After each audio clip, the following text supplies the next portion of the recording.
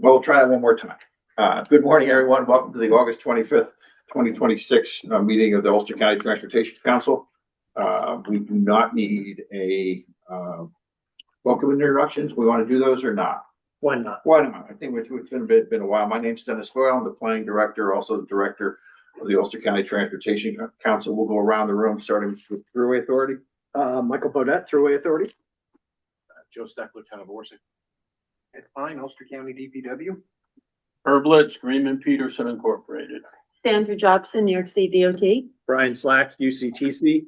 And Chris Seeger, UCTC. And on the call, we're going to ask Chris to call your name, and if you'd introduce yourself after he calls your name. Thank you. Kelly Johnston. Hi, I'm Shelley Johnston with Creighton Manning Engineering. Now. I am Don Quisnell with the Ulster County Budget Department. Alexander Fairley. Morning, Alexandra Fairley, New York State DOT. Emily Flynn. Hi, Emily Flynn, City of Kingston. Leanne Thornton. Leanne Thornton, Saugerties, New York. And Erin Anowen. Good morning, Erin Anowen, Town of Rochester. And that's everyone we have online at the moment. Okay, we haven't missed anyone? Well, that's good news. Okay. So we'll start with the call, excuse me, call for citizens' comments. Are there any citizens' comments? Anyone in the room? Anyone online? Thank you. Hearing none. Approval of the March 24, 2026 Technical Committee meeting summary. Do I have a motion to approve? I'll make a motion. Thank you. Do I have a motion from the Thruway Authority? Do I have a second? Second. Thank you, Supervisor Steckler's seconding. I have a motion and a second. Any conversation or concern with the minutes? Hearing none. Any opposed? Any abstentions? So passed. Thank you very much. Communications and announcements. Brian, we have anything? I don't have any communications and announcements today. None. None that come to mind. Anyone in the room have communications and announcements? NISDOT, Thruway Authority. I have one. There you go. See? So our division director, Phil Serafino, has announced his retirement. He will be retired effective October 21st. I will let this committee know once we have a replacement. Okay. Thanks. Anyone else in the room? Anyone online have an announcement they want to make? Talkative group this morning, isn't it? Wait to get to the agenda items. Yeah. There are no more announcements. New business. We have quite a few resolutions on the agenda today, so let's see if we can move through these relatively quickly. I'm going to offer an explanation for resolutions A through E. They relate to the transportation, they relate to UCAT's transportation changes with respect to their TIP amendments associated with that. Resolution A is a TIP amendment that deals with the garage design that the county is going to carry out for UCAT. Resolution B is a TIP amendment, which is repurposing a PIN and changing the fund source of that PIN for a different fund source. That's 3339 fund versus 5307 fund. One is capital improvements. One can be used for multiple purposes. Resolution number C is a TIP amendment for a new project. That new project is essentially to purchase 3 buses. Resolution D is a TIP amendment for a new project. That resolution is to purchase 1 bus. There's a reason that these resolutions are separated into 2 rather than just a single resolution for 4 buses.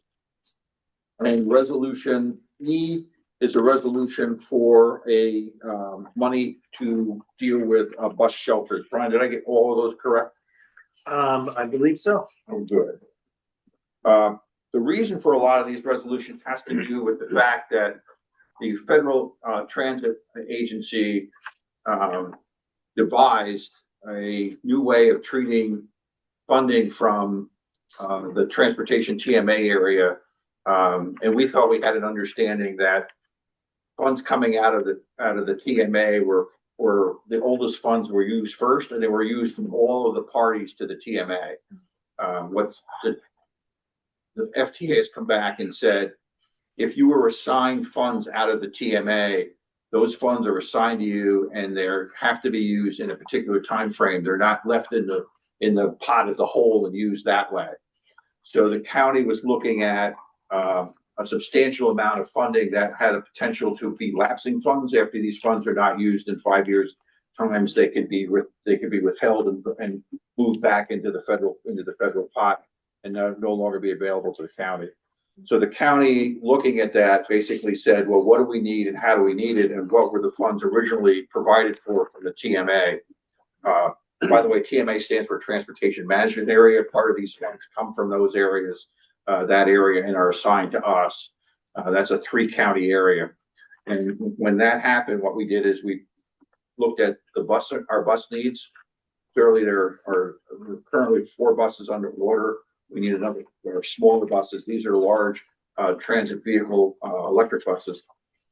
And then we looked at our garage design, where we're going to put all these buses. The idea was to start the garage design and move that into the ability to construct a new storage facility for these buses. And then last but not least, there are some other minor amendments here dealing with fund sources, et cetera. So with that as an explanation, I'm going to read the resolutions. If anybody has questions about the resolutions, then we'll take those questions. But I'd like to vote on them as a block. If anybody has an exception to that, let me know. No, wasn't there already a study for a new bus garage opposite? Yes. From the existing? Yeah.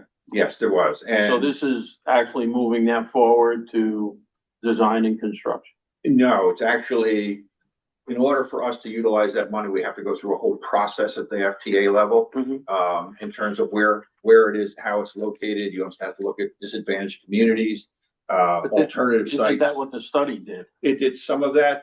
We believe that the current thinking is that given the electrification of the fleet, the current thinking is that we need a smaller shelter, and it needs to be diversified from the Kingston location.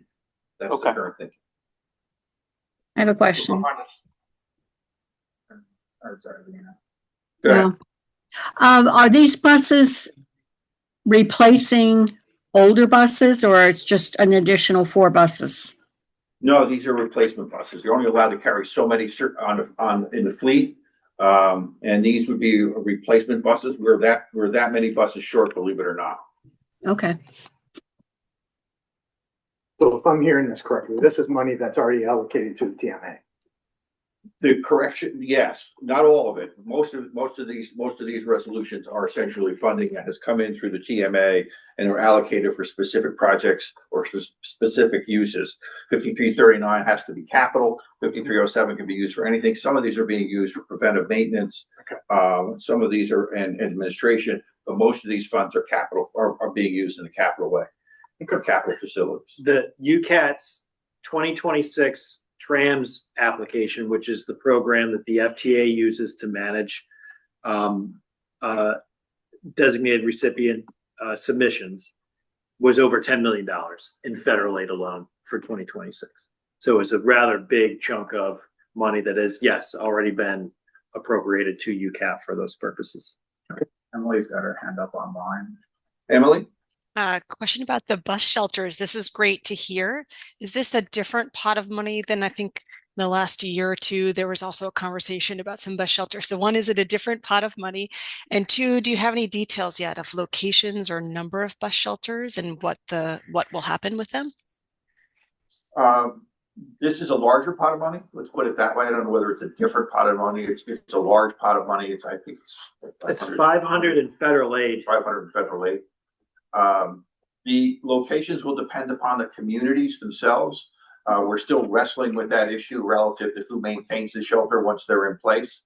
But the short answer would be is that it's making funding available for the communities to use for shelters. It's not citing the shelters themselves at this particular point in time. Does that answer your question? Yeah, that's great. Thank you. The $500,000 was actually originally allocated to UCAT through a TMA award from, I believe, 2021. That was previously on a previous iteration of the Transportation Improvement Program. Those funds were never obligated. It fell off the tip. And so we're actually just putting the same project back on the tip.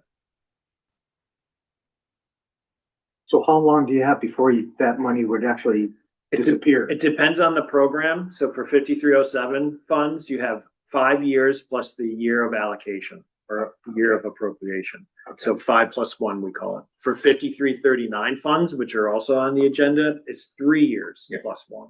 Okay. Okay. Any questions? We'll go through the resolutions one by one. Thank you very much.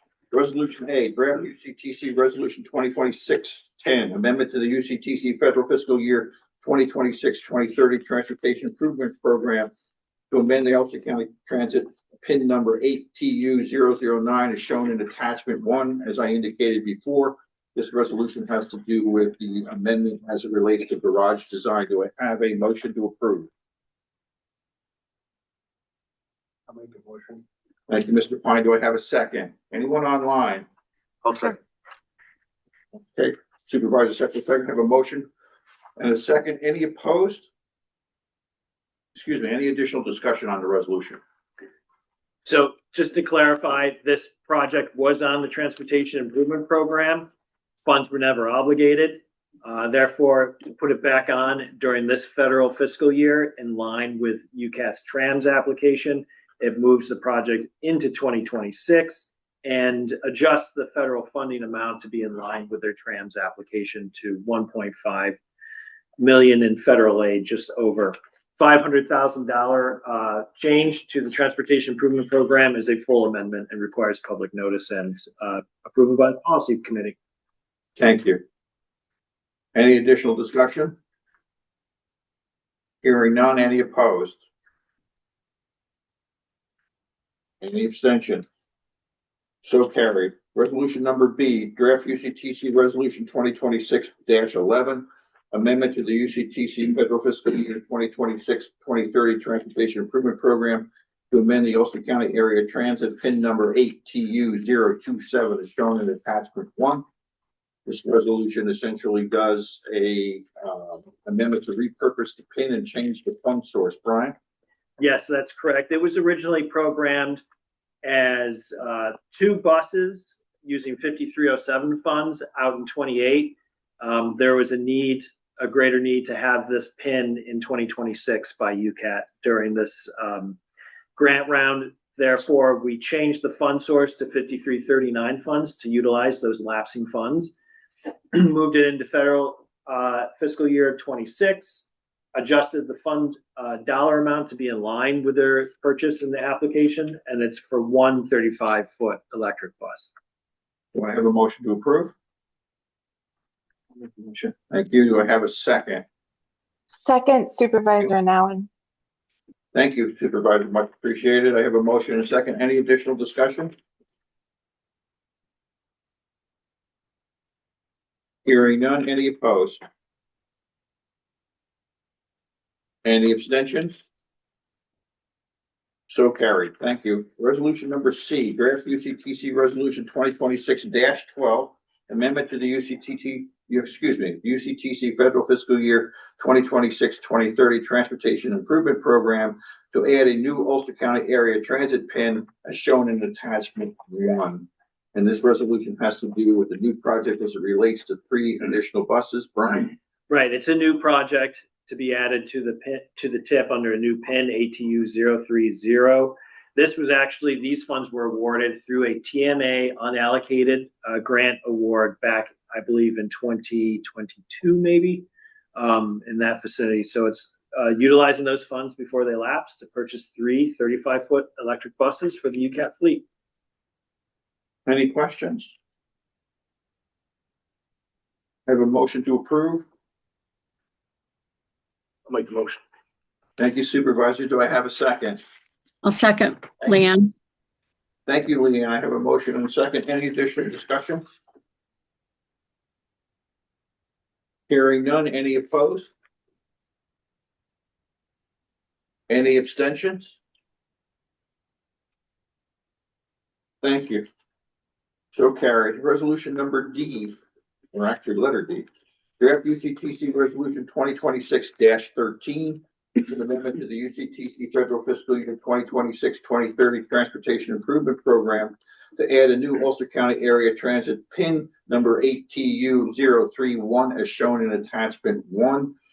This resolution deals with a new project and it's a single bus, as I recall, Brian, right? Yeah, that's right. So these utilize UCAP formula funds, which were also lapsing, and sort of cobbles together several years of 5307 allocations to purchase one battery electric bus. Total project cost 1.2 million.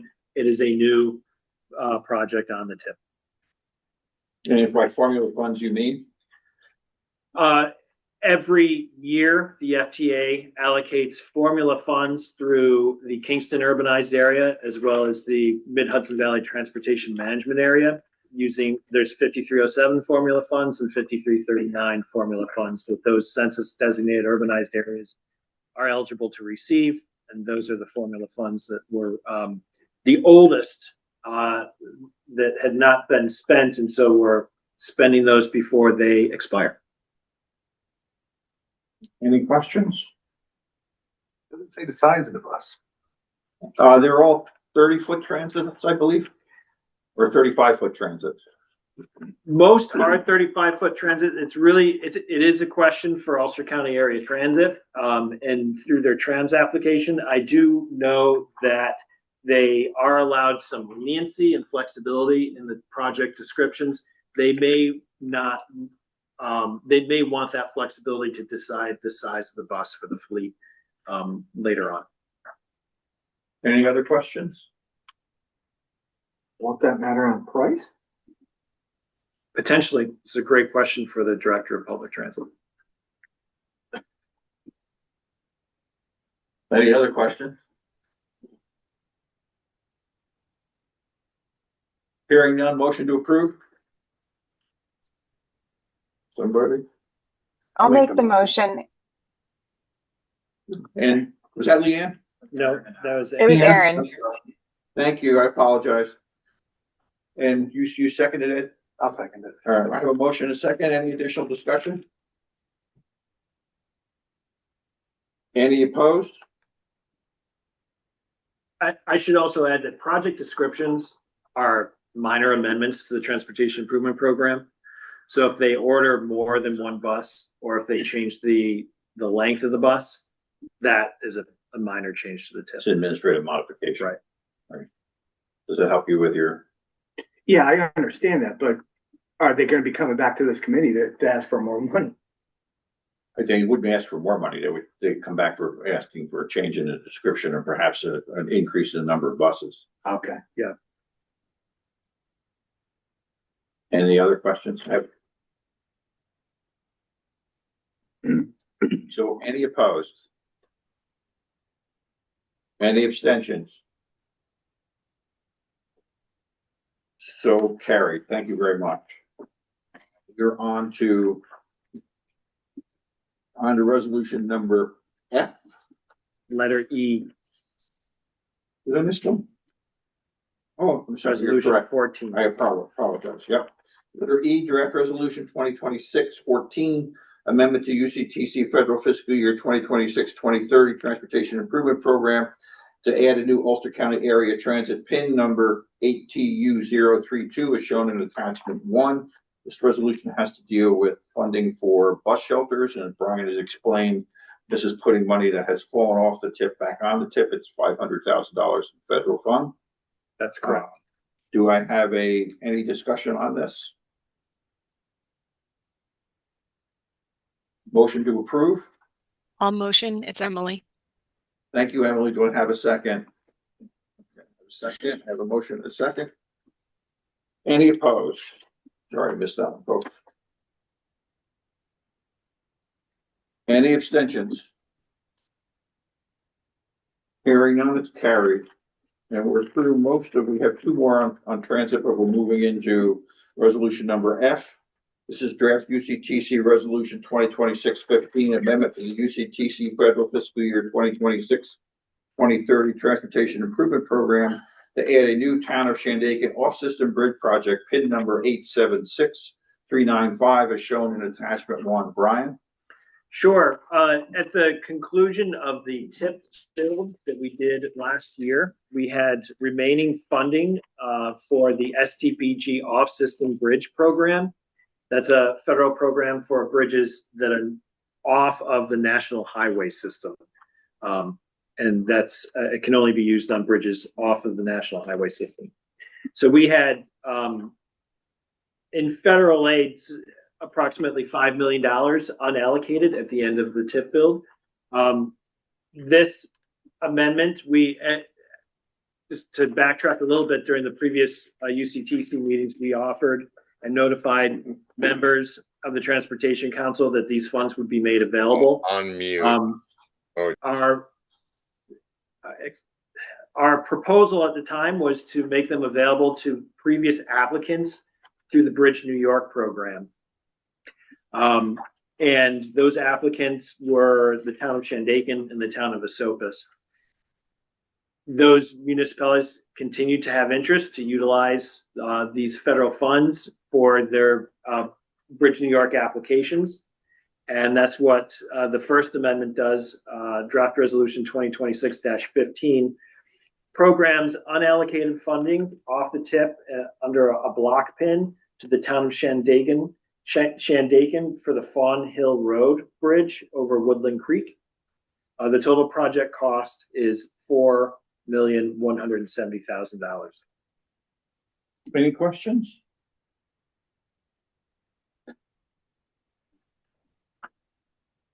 Hearing none, motion to approve. Make the motion. Thank you, Supervisor. Do I have a second? Thank you, Ed. Much appreciate that second. I have a motion to second. Any opposed? Any additional discussion? Any opposed? Any abstentions? So carried. Thank you very much. Item G. Yeah, turn the page here. Item G, draft resolution 2026-16, amendment to the UCTC Federal Fiscal Year 2026-2030 Transportation Improvement Program to add a new Town of Esopus off-system bridge project, PIN number 876396, is shown in attachment 1. Brian? Yes, similar to the previous resolution, this utilizes leftover off-system bridge funding for the Valley Road Bridge over Black Creek, town of Esopus. The town had applied for Bridge New York funding. That application was unsuccessful. Therefore, but the need is obviously still there. I'm sorry, I'm muted. And the resolution 2026-16 programs those funds for the new PIN. The total project cost is $2,814,000. Any questions?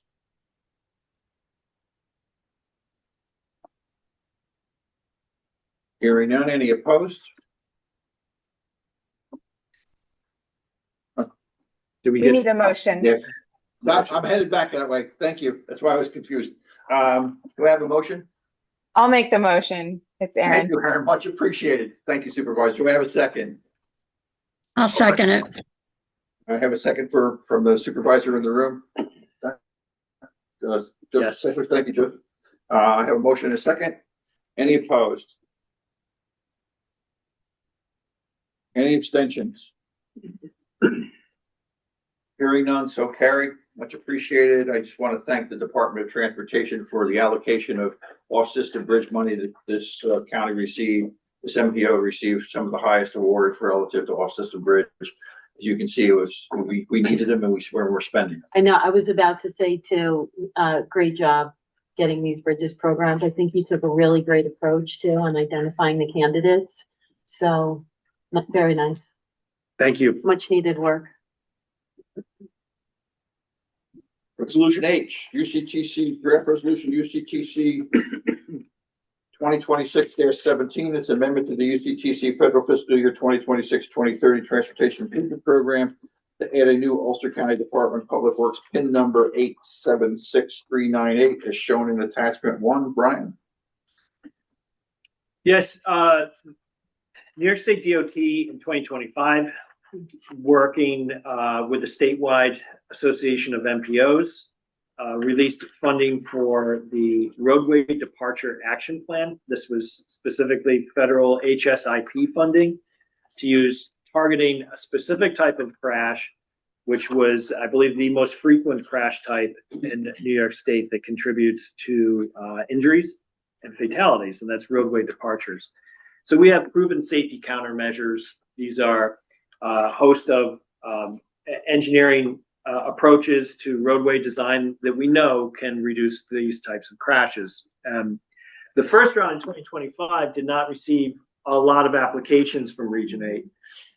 Therefore, the department re-released the funding in 2026, and we sat down, particularly Christopher Seeger, our senior transportation planner, working very closely with Brendan Masterson, our commissioner of public works, started to work through the application process to identify a potential road segment that would be appropriate for the funding.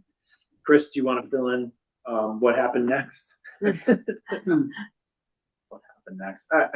What we identified based on NISDOT's own analysis and our, what was it, the previous version of our road safety plan for UCTC, Mohonk Rest Road, Mountain Rest Road, and Mohonk Road on the other side, as having a significant amount of roadway departure crashes in the county, possibly one of the top 10, I believe, and figured out appropriate countermeasures based on both federal highways and NISDOT's countermeasures list.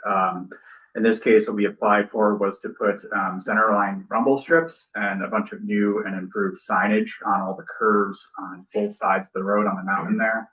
I think we did this several miles worth of this to be done, and along with increased friction pavement. Right. That will be done, and I believe it's in line with their repaving schedule anyway. There wasn't enough shoulder width, unfortunately, for shoulder rumble strips, but we were looking to get this done on the tip relatively quickly, and it looks like crash reduction should be pretty significant too. It looks like when you combine all three of the countermeasure types that we're going to add there. So going through the application process was a little bit of a data lift, but the data's out there and we just needed to get it done, and I think we did a fairly good job and quick turnaround time. And again, thanks to DPW and Brendan Masterson as well for helping out with that. Any questions?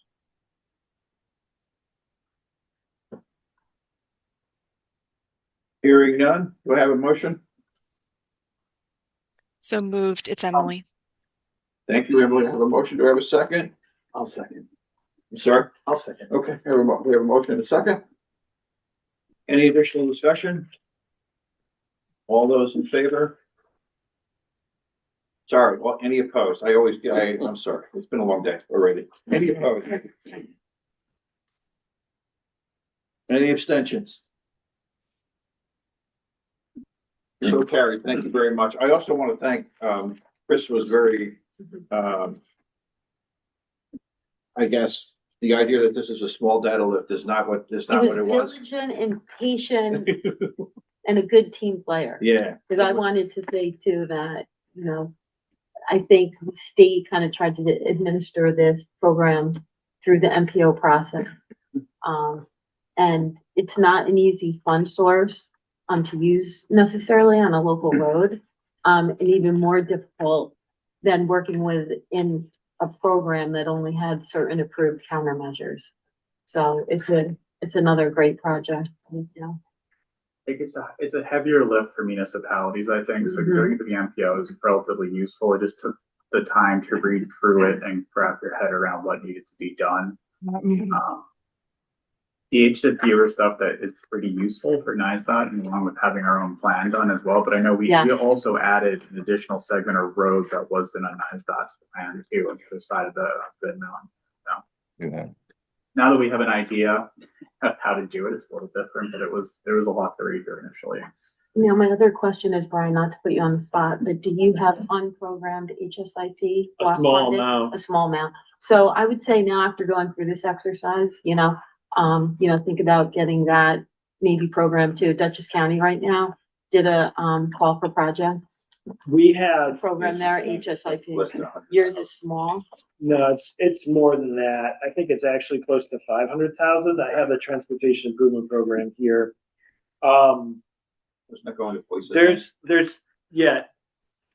Right now, we program the majority of the HSIP funding to the Boyce's Lane project in the town of Ulster because it met the requirements of the fund source. Okay. And that project was very short of funding.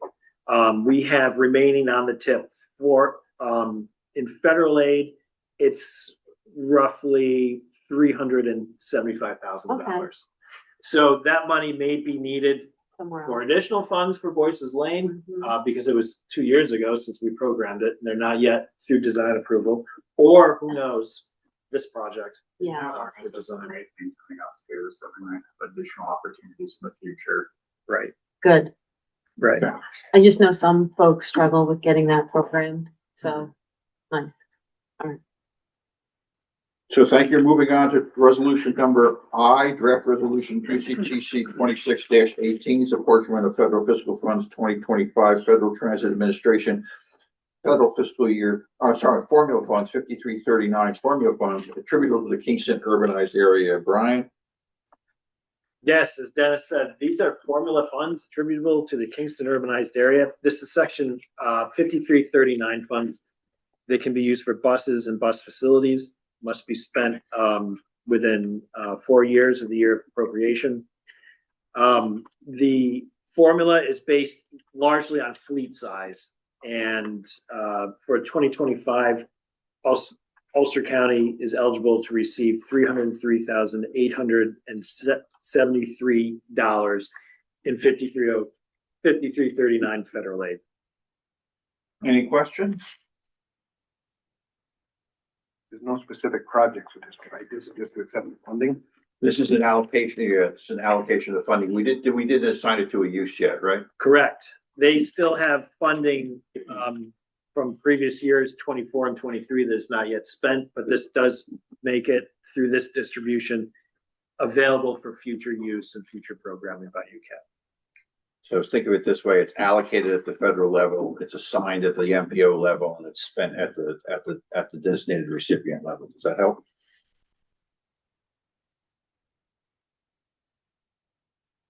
No additional questions? Do I have a motion to approve? I'll make the motion. Thank you, Supervisor. Do I have a second? I'll second. Mr. Pine, thank you very much. I have a motion and a second. Any opposed?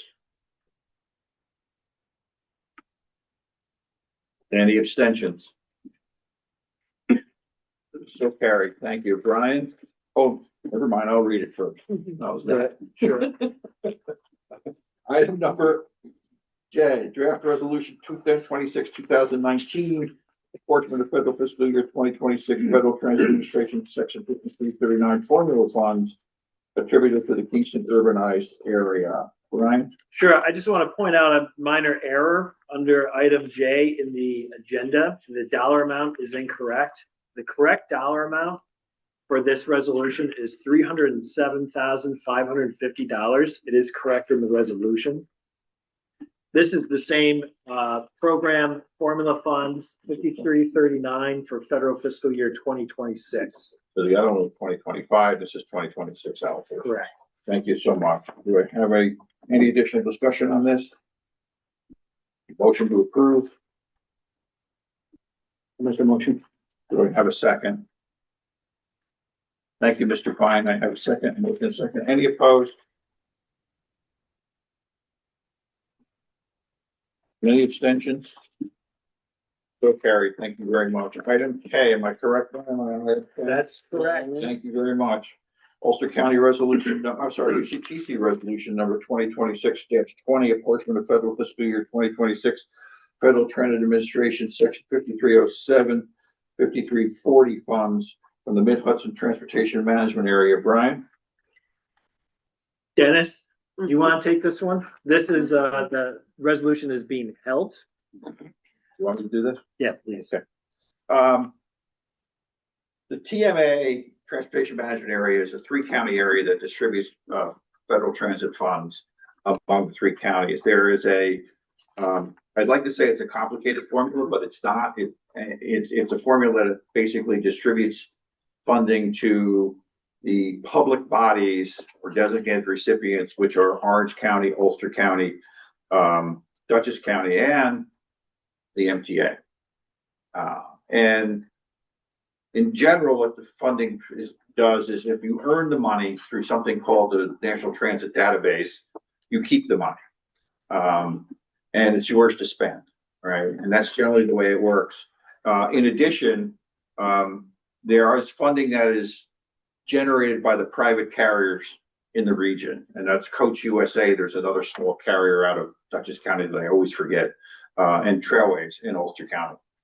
So they generate somewhat combined. When you look at all of the funding sources, it used to be somewhere in the neighborhood of 21 million. It's now dropped to about 18 million and change in terms of the total amount of funding that's generated in the region from transit. And the way that's generated is where the funding is reported to, and it's reported to the USA, the urbanized area. That's how the funding gets allocated at the federal level. What's been happening is that Coach USA has, we think, or I guess we know by now, there's been some misallocation of funds in terms of where Coach USA reported them, and they actually reported them, I think, into New Jersey, where they provide services as well. So there's been some look at this formula, and when the allocations came out, there was an increase in the amount of funding that was available to MTA to the tune of somewhere in the neighborhood of around $4 million, if I correct me, Brian, if I'm wrong, but it's somewhere in that allocation. That's right. In order for us to allocate these funds, all of the three MPOs, that's the Dutchess County Transportation Council, the Ulster County Transportation Council, and the Orange County Transportation Council, have to agree on the methodology. Dutchess County Transportation Council operates on consensus. If they don't have consensus, they can't agree to approve a resolution. They had significant discussions at the Dutchess County Transportation Council regarding the allocation of funds to the MTA. You can understand there's a bit of animosity at that level, given the payroll tax that's levied by the MTA in that region. They were unable to reach consensus, so therefore the resolution did not pass. The resolution not passing at the Dutchess County level, since all three counties have to agree on it, sort of dooms the resolution for the other two MPOs to essentially consider this resolution. So what we've been asked to do by Dutchess County is to hold the resolutions until they work out whatever they need to work out. And we may be looking at a different allocation. We may be looking at an assignment of the allocation to do certain things in Dutchess County. But at this particular point in time, they've asked us to hold the resolution until essentially they can reach consensus in Dutchess County. Is that a correct explanation, bro? Yeah, makes sense to me. Any questions on that? So we're going to ask the council to take no action for this resolution. Any other questions from anybody online? Hearing none, we're going to move on. So there's no action taken on resolution number 2026-20, otherwise known as item K on our agenda. Moving on to item L. UCTC resolution 2025. That's not right? It'll be 2026. It should be 2026. Yep, you got me. All right, 2026-21 apportionment of federal fiscal year 2026 Federal Transportation Administration 5339 formula funds for the Mid-Hudson Transportation Management Area. So the reason that this resolution stays for action is 5339 are formula funds that are used only for capital facilities, and they're based on fleet size. So there's been no discussion or concern being expressed by any of the MPOs to date relative to how these funds are used. So Dutchess County was able to pass these funds through rather than not being able to pass through some of the 5307 money. So with that explanation, Brian, what's the number here? That's it. The distribution would be, the full amount is 1,069,827. Ulster County share based on fleet size would be $207,162 in federal aid. Any questions? Any opposed? Do I need a motion? Sorry, do I have a motion to approve, please? I'll make the motion. Thank you, Supervisor. Do I have a second? I'll second. Thank you, It's Nick. Aaron. Thank you, Aaron. I have a motion and a second. Any additional discussion? Any opposed?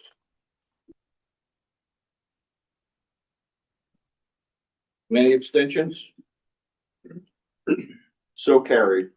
Item M, draft UCTC resolution 2026-2022, amendment to the UCTC federal fiscal year 2026-2030 transportation improvement program to amend the New York State Department of Transportation's PIN number 881584, shown in attachment 1. Brian? Yes, this is actually an increase in federal aid. The original total project cost, the 2025 tip was 6.4 million.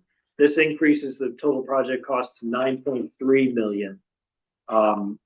It also decreases the number of facilities that were going to be addressed utilizing this state and federal aid. It's I think 2 fewer culverts than were originally programmed. Because of the cost change is such a high amount, anything over $500,000 requires a full UCTC tip amendment. Any questions?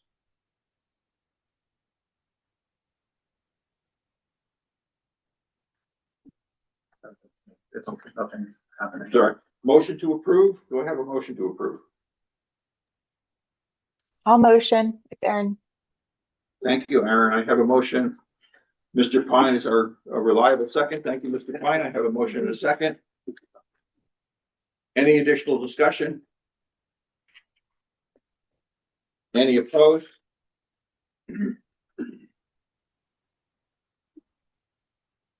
Any abstentions?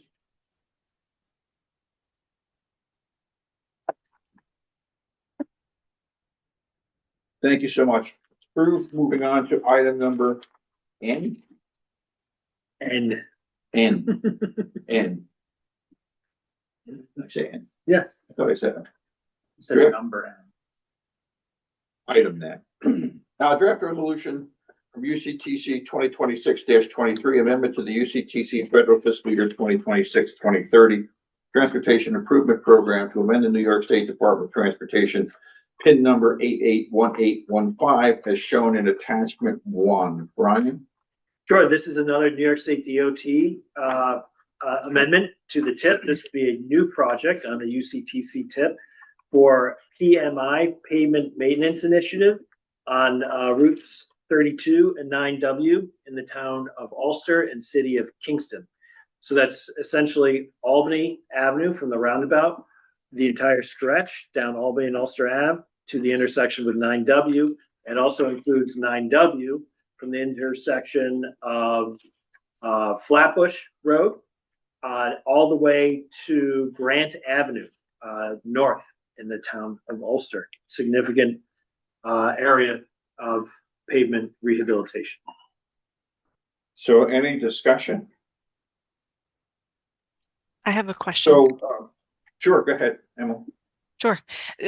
So I know the Albany Ulster Ave planning project is happening, and I want to make sure that the recommendations that come out of that are successful. So I guess my question is, I'm not sure what the right language is, but like, how will this relate to that project? And how can the city of Kingston make sure that the Albany Ulster Ave recommendations can support this, or this can support that project? That's a great question. And it's something I'm glad you asked it, because it's something that staff has been looking at and thinking about with respect to this pavement project. We do not want to hold up a pavement project allocation of funds. We do have some concern that the allocation of funds then dictates what end up being done relative to the project in the future, depending on the recommendations to come out of this. We would ask that what we end up doing here by resolution to approve the pavement project is to put the department on notice that we approve the idea that we need to pave this section. We may want to think that that's not enough in this particular instance, and the council reserves the right to look at this in some detail in the future relative to what this paving project should actually entail based on the recommendations that come out of our studies. Brian, you want to explain the difference between an R project and what's being proposed here? Well, right. So this is a PMI, which there's three types of major paving projects: 1R, 2R, 3R. I know. And they're dictated by the Chapter 7. I would say, I think timing is everything. I think this should be recognized as an opportunity. I think also that you're going to be doing a TIP update probably before the PMI goes to construction, and you're going to be doing the study. So we all know, I think it's close coordination, but I think what's most important is that get the study done for 9W as soon as possible. You know what I mean? Like, let's work on that diligently. And then realizing that timing is everything, and actual pavement money is secured. That's huge, right? But then what do the recommendations look like that maybe would add on to that, right? And so during the study, you're going to want your consultant to be thinking cost a little bit, right? So you can very clearly say that, oh, look, there's 12 million that covers the paving. Oh, we'd like to do, again, I have no idea what you want to do. But, oh, we want to do curb extensions, or we want to add mid-block, signalized crossings to make it safer for pedestrians. You start thinking safety, start thinking about your safety plan. And it's because there's going, what will be the opportunities and what would be the potential additional cost, and what other pots of money could it potentially come out of. So we've had a lot of projects like this where you're starting to just kind of craft different fund sources. So I would go into this realizing, oh my gosh, this is positive. The paving money has been secured. What else do we want to do on this segment, and how much might it potentially cost? Did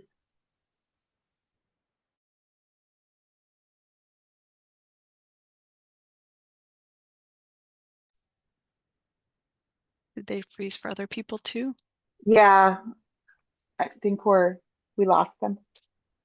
Bummer.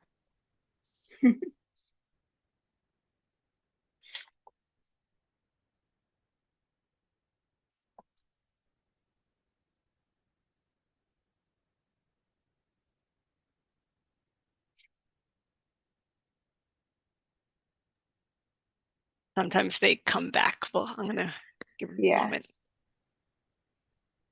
Concern that, in point of fact, it's going to recognizing the opportunity, but really concerned that the department doesn't close the door on future opportunities. Correct. So it's really going to be about timing, and it's going to be a lot about money. So if it's another, if to do what again, it's going to boil down to money, because there's money allocated for paving. But if the other work is an additional $20 million, everything is scale and reasonability. So all I'm saying is go into this, right, really seeing what the opportunities are. The other piece of it is, sometimes we do have to do work not to preclude improvements to be done in the future. So it's going to be a balancing act. But I think the great thing is that we're having the conversation. A lot of studies in the Hudson Valley are kicking off right now. There's absolutely not $1 to do any of the improvements. So it's a balancing act of, oh, good, there's money allocated for the paving. And then how do we leverage additional to do what the preferred, and there might also be, again, this isn't etched in stone in timing. So again, depending on the speed of the study, the paving money and the limits could be adjusted so that if you needed an extra 12 months or 10 months, to reach consensus with the community on ideas, we can, so we don't get into that 9W situation where, oh, we have to spend the money this month, this year, right? Maybe there's a little bit more flexibility. Can we get another 10 months out of the paving? Because we want to, so we would think that we have some of the initial results of the crash analysis, that we're having a discussion with the technical advisory committee for this particular study. There's a significant crash history in this corridor, and we don't think that it would be appropriate just to pave it at this particular point. We don't know what the answers are yet, but we do know that there's a substantial crash history in the corridor. And I think that's the compelling evidence that we want to be able to present to the department and say, this is one of the corridors that you really need to take a significant look at, given crash history. We don't have the recommendations yet, but I think that the department should take a real good look at this crash history and start thinking about whether this is just a pavement project at this particular point in time, rather than wait for tip updates. I think they need to think about it in that particular point in time. Well, I'm just saying that gives you all of us a funding opportunity. Right. So, but no, I personally, I think it's good point. And we're on the steering committee for the study. So, and our consultant has been working at a very rapid pace, very efficiently on the study. I'm really pleased with Stantec's work so far. Over the course of the summer, we got the counts completed and are in a really good footing moving into September to begin public outreach. So we're on track for having at least draft recommendations by early. They can still hear us, but the apple died. So, Emily, does that answer your question? So you guys cut out for a little bit, but I think I got the general gist. And I think the city of Kingston is generally in favor of this point on the agenda. Just would really like to urge that the paving project, if possible, to pause it for the recommendations of the study. That's, I think, our preference. Yeah, so the paving project, so today's meeting and this action is to really just enable the funding. It's not as if there's engineering is starting on this project. This is really, there's pretty quick turnaround for, so there's I'm sorry.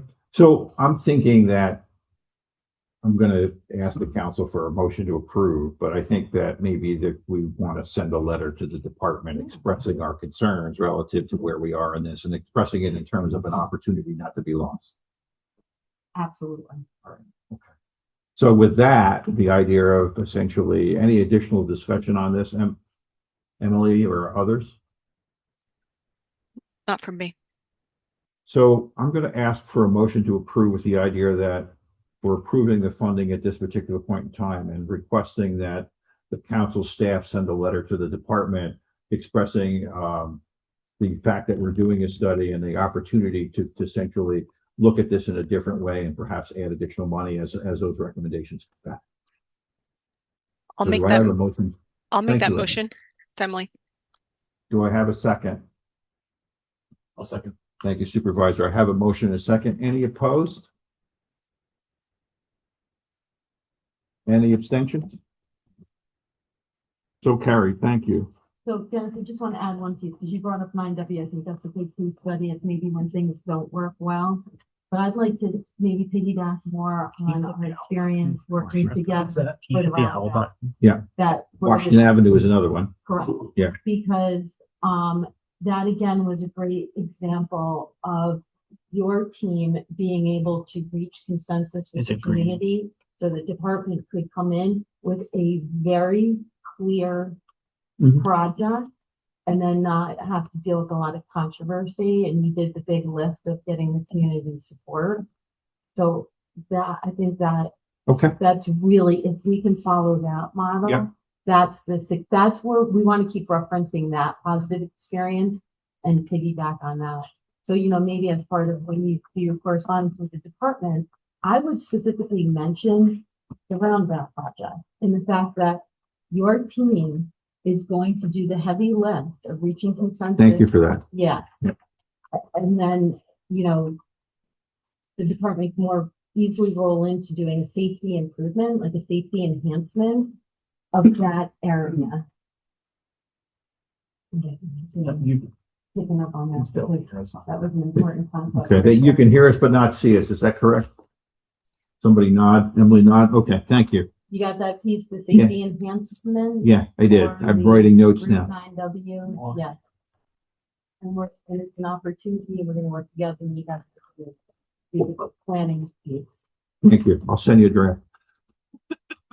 Love to help. I love these projects, you know I do. So, Okay, awesome. so moving on. Brian, other old business. Sure. Thank you, everyone, for your patience as we dealt with some technical difficulties on our end. Sorry that that keeps happening. Services to see if we can get that rectified with our owl here in the office. Other old business. I just want to mention one point that's not here is we did have a successful training for law enforcement officers in June on this topic of e-mobility, e-bikes. We had the governor's Office of Traffic Safety come in and provide a 2-hour training seminar specifically for law enforcement and elected officials. And then we had a separate session for the general public. It was well attended, a lot of questions, a lot of very interested law enforcement officers. So I really appreciate the Governor's Traffic Safety Committee's support for that, as well as the Ulster County Traffic Safety Board. The first item, operating and public What's involvement. the one fun fact you can give us about e-bikes and where they're allowed and not allowed? No one knows what they are. There's 3 classes of e-bikes, class 1, 2, and 3. Class 3 e-bikes are 25 miles per hour or more, and they are not allowed on any roads outside of New York City. What we often see and what people get interested and upset about are e-motos, which look like dirt bikes, little electric dirt bikes that you see a lot of children on. Those are unregistered motor vehicles in New York State and not legal to operate anywhere. Children ages less than 16 are not allowed to operate any e-bike in New York State. It is completely illegal for people under the age of 16 to be operating e-mobility devices in New York. So sorry, those were 3 facts. That's all right. I got more than I asked for, but that's great. But thank you for that. I'm sorry, Brian. Go on. We see is Looks are deceiving. Right. The e-bikes. So operating and public involvement procedures. Earlier or late last week, we convened a subcommittee of the technical committee. We appreciate all the volunteers. Supervisor Steckler, Michael, Emily Flynn, Supervisor Pecora. I believe that was nearly everyone, maybe 1 or 2 more. And yes, sorry, Herb Litz joined us on that subcommittee. So we were asked through our certification review to update our public involvement procedures, which are currently housed within the operating procedures of UCTC. So Emily has actually been working with us over the course of the summer. She's actually a candidate for her master's in urban planning from SUNY Albany. And we were very fortunate to have her as an intern as part of her internship requirement for her master's degree. One of the things that she's been working on is reviewing other public involvement procedures throughout New York State and the region of the Northeastern US, and giving some best practices that maybe we should emulate here at UCTC. So we're working through that process now. I would anticipate 1 or 2 more meetings of the subcommittee, and then we'll report back to the full technical committee, hopefully by the end of this calendar year with those recommendations. It will then require some revision and work by staff, as well as ultimate approval by the policy committee. Any questions on that?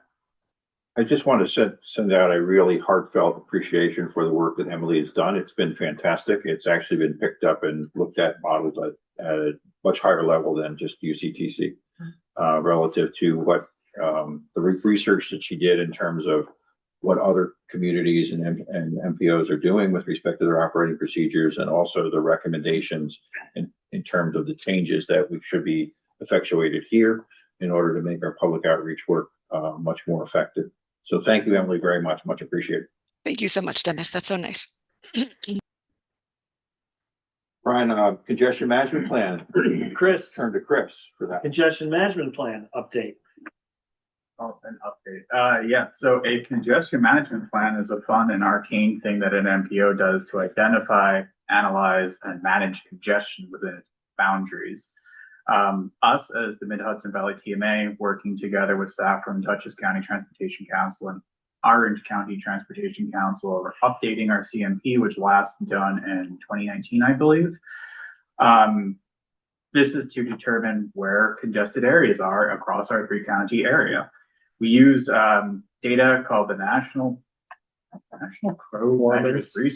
Performance Measures Research Data Set, which is a fun data product that comes to us from the feds and University of Maryland Transportation Lab or something like that to identify congestion. We used 4 specific measures to look at recurring and non-recurring congestion. Non-recurring congestion being stuff like weather, crashes, or events, which we haven't really been able to look at, but we will be able to for the next one. And then using certain performance measures, which are also fun and arcane. So we've used 4 this time around. What we ended up doing was providing lists of things that broke our thresholds for congestion. We set them in different places for each of these 4 measures. Some use hours spent in delay. Some are an indexed measure where 1 is just acceptable free flow conditions, 2 is 2 times worse than that, etc. And then we looked across our road network of these 3 counties, figure out where a bunch of these road segments that had these exceeded congestion thresholds were clustered together, created roughly 10 to 12 priority congestion locations across the 3 counties. I won't bore everybody with the terrible maps and the lists and the data and all that. That's for another meeting. Yeah, it's for another meeting. It's the stuff that only I find interesting, including amongst the staff at our sister organizations who are so tired of my nonsense now. Within our county, really, the congestion is within New Paltz, east, west, north, south, down, the middle of New Paltz, and a couple areas in Kingston, specifically 9W and Albany and Ulster Avenue, where they come together. And this tiny, tiny, tiny little stretch of road between the new roundabout, which is cool. That actually was a congested location from the previous CMP. With the roundabout, it is no longer congested by our own metrics, which is fantastic. Between the only segment left is between the west towards Clinton Avenue, and you really can't do anything about that. I suspect that it's literally just the county employees leaving at 5 o'clock that are causing the congestion, which the data actually does kind of bear that out because it's really a peak hour congestion issue. We're in the final draft stage right now, making a couple changes based on review from our staff at different agencies here, and I think we should have one ready and available for people to look at, I guess, in the next month or 2.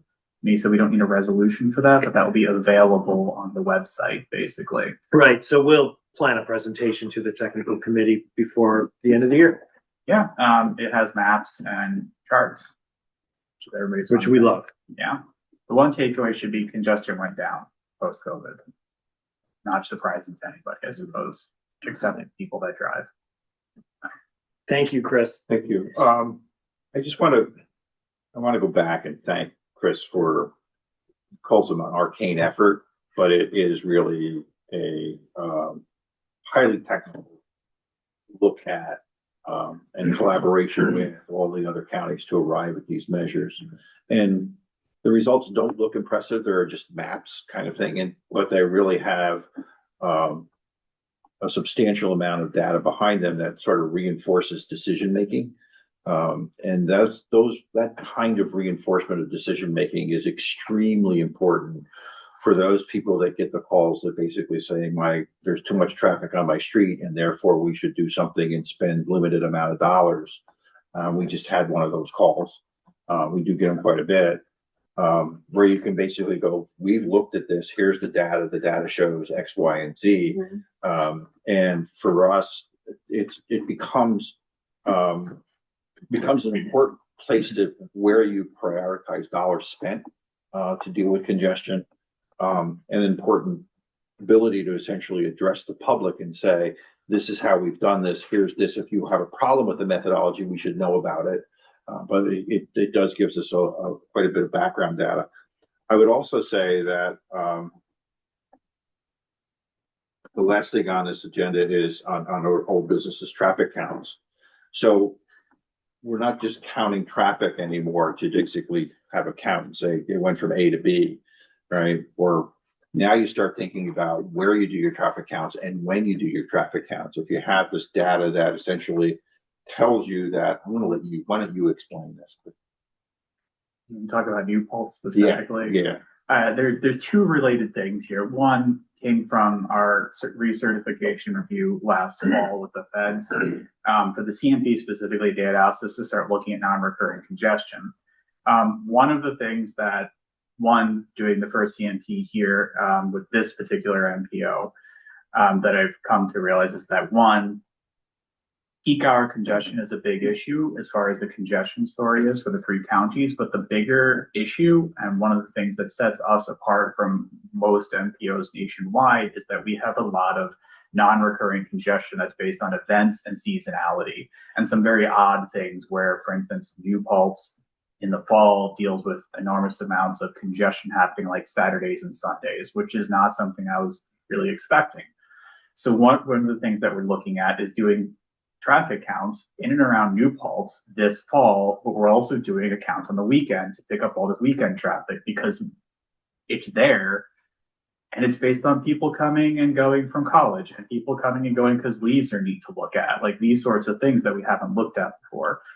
Other goals I have in regards to this is looking at event-based congestion as well, like the Garlic Festival, specifically looking at what that looks like on an average day on the weekend prior and after the Garlic Festival, and then just in general. So we can start to really figure out where congestion is taking place because it's very, very cyclical as opposed to just happening on a daily basis.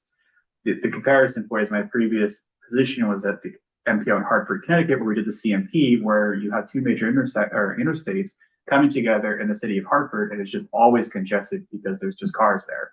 There's no seasonality to it, it just exists. That wasn't the case here. So some of the tools that I used to look back at, like free flow speeds and such, to look at where the congestion was, didn't really apply. So started to look at other things. I'm going to start trying to look at speeds and seasonality using our count program to pick up more specific data, in particular because being a more rural county, we don't get a lot of great data, leaves the NPM RDS data out into the rural areas because there's just not a lot of cars.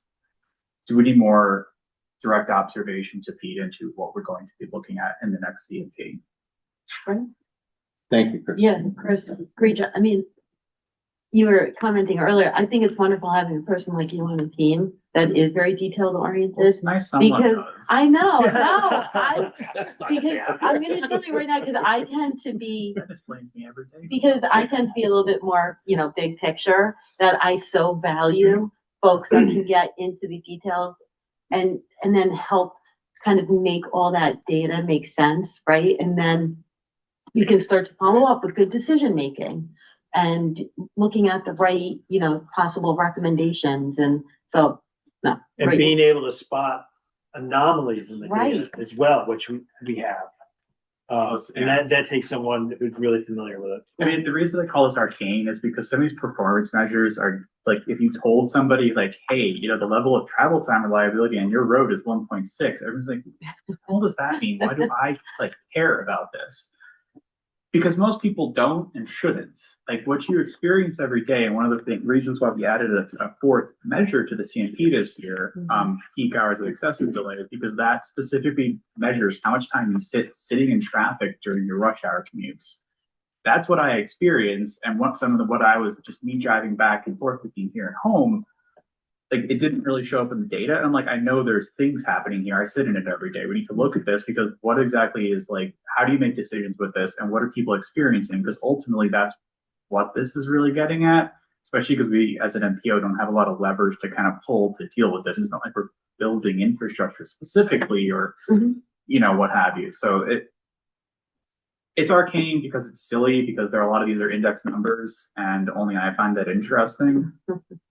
It does produce maps and tables, like Dennis said, so hopefully more people find that interesting. I know a bunch of us wouldn't be engineers and planners and whatnot sitting in the room if you weren't animated by looking at a map, maybe a table, but yeah, I try. Nice. Thanks, Chris. Thank you. Ryan, Albany Avenue?